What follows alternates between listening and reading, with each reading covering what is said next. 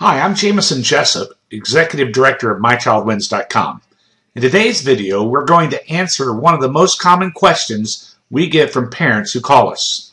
Parents often call me and say, my child was diagnosed with ADHD and is having problems in school. His school refuses to make him eligible for special education services. What can I do?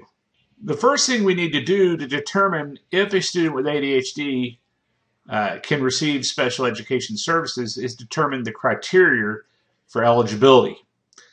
A student with ADHD is eligible for special education services providing the ADHD reduces the child's efficiency in schoolwork, adversely affects the child's performance in the educational environment, and the child needs special education services. Commonly, I hear from parents whose child is not completing homework in a timely manner. Homework is schoolwork. Parents often report that it is a struggle each night getting the student to stay focused in completing homework. Oftentimes, this mirrors what is going on in the classroom with the student not completing classwork.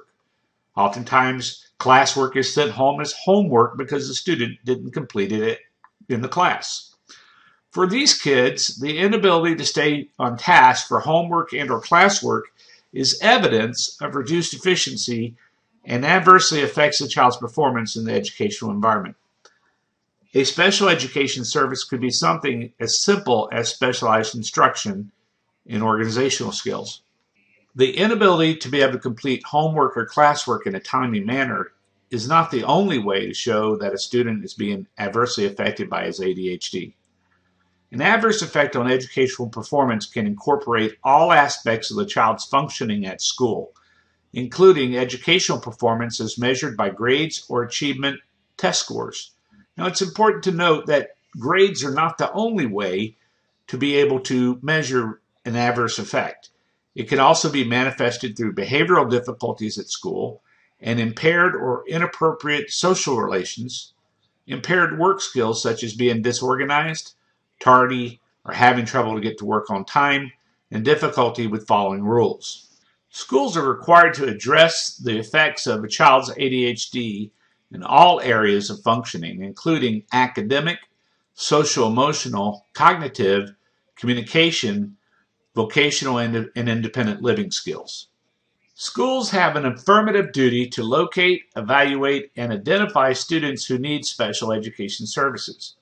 However, a common problem that I hear is schools often take a wait-and-see approach. Meanwhile, your child gets further behind. Parents come to me often and say that they have been trying to get their school to recognize their students' eligibility for special education services for months, even a year or 2 years, I've heard. So what can I do when the school has failed its affirmative duty to timely locate, evaluate, and identify a student as being eligible for special education services? Number one is I would file a request for due process hearing. And the reason why is that the due process hearing request triggers a requirement for the school to convene a resolution session within 15 days. And that resolution session will be attended by school officials and the parents and their representatives if they would like. A typical resolution that we receive in these eligibility cases is that the school expedites the evaluations and sets a date certain for eligibility to determine whether or not the student is eligible for special education services. The biggest hurdle that you have is getting eligibility to be determined.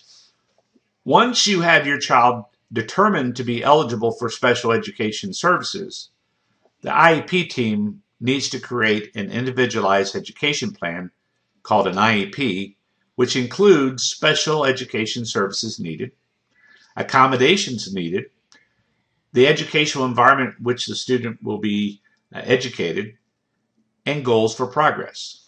My experience is that most cases I filed related to ADHD do in fact result in the student being determined to be eligible for special education services. It is sad that schools fail their duty to timely locate, evaluate, and identify these students. However, What would be sadder would be having your child wait any longer to receive the services that he or she needs to obtain a high-quality education. I suggest you call me today for a free phone consultation.